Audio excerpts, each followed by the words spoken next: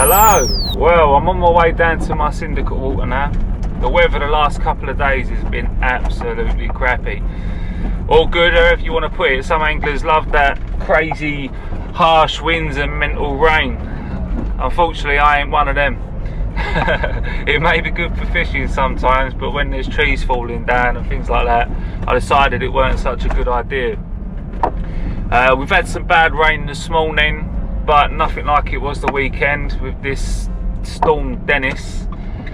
So now I've heard it's been fishing yesterday, so I am en route. So there's not really much else I can say for now other than let's get there. See you guys soon.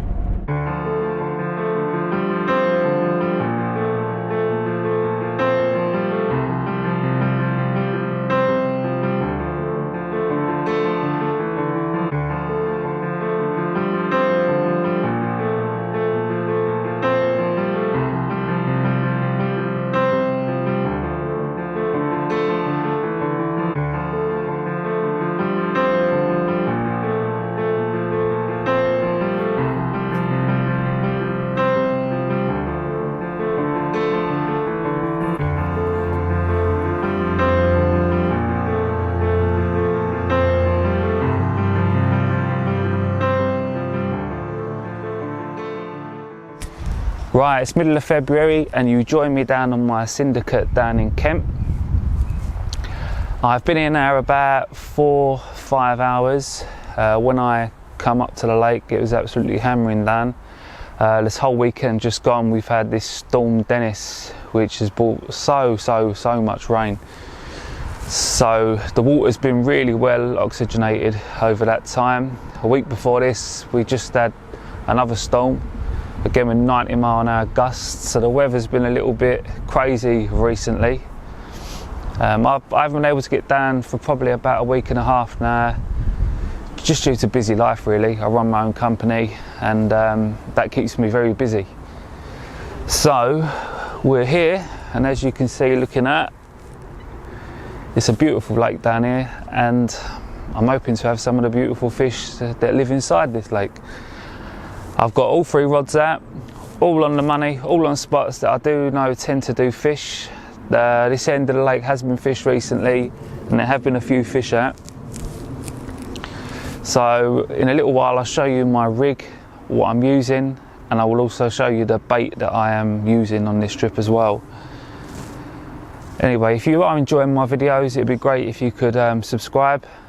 It'd be great to see if you guys can keep up with my whole journey or through the next year down on this Syndicate, and I hope you enjoy.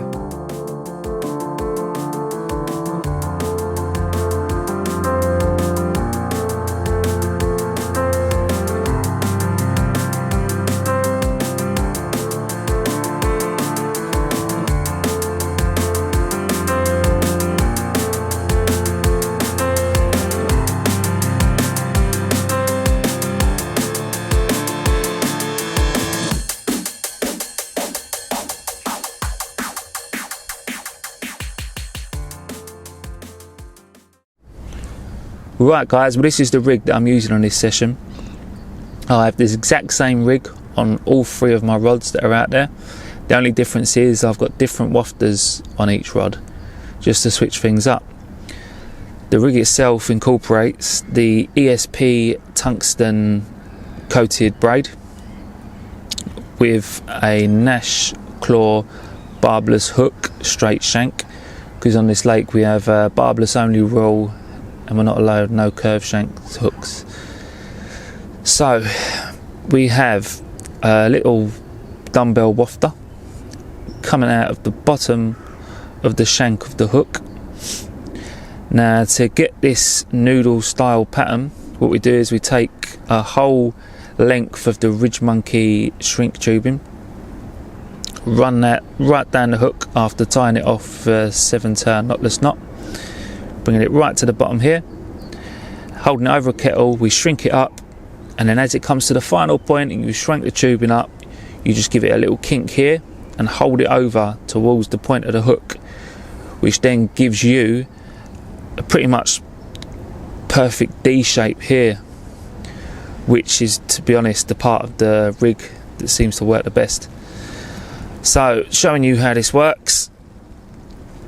The fish picks it up every time. That is going to turn. That is going to turn literally every time that goes in. So this is what I've got a lot of faith in and what I tend to use. And I'm hoping that if this is something you decide to use, it puts you a lot of fish on the bank. Well, this is the bait I'm using on this session.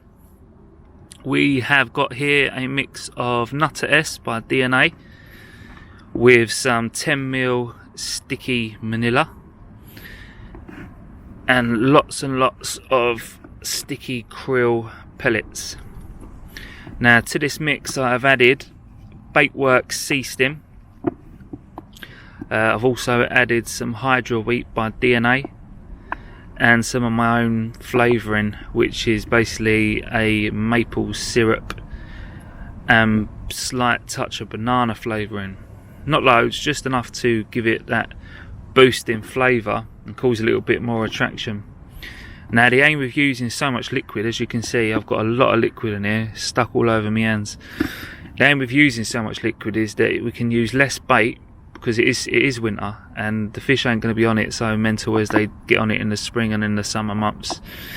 So what we want to do is try and cause major attraction but without overfeeding them. So there's probably about half a litre of the DNA liquid, probably a couple 100ml of the Sea Stim, and about 100ml of the flavouring that I'm using. That sounds a lot, but the flavouring I'm using isn't super concentrated. It's actually diluted down with some glycerol.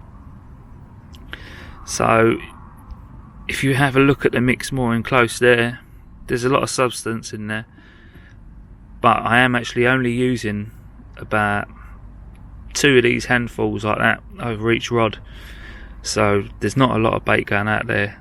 But what we're hoping is that the liquids will do the trick, just to entice them into the swim and pick up the bright hook bait presented over the top. So the bait just squidges down. It's not hard at all, it's soft. God, that's a lot of liquid all over my hands. Lovely.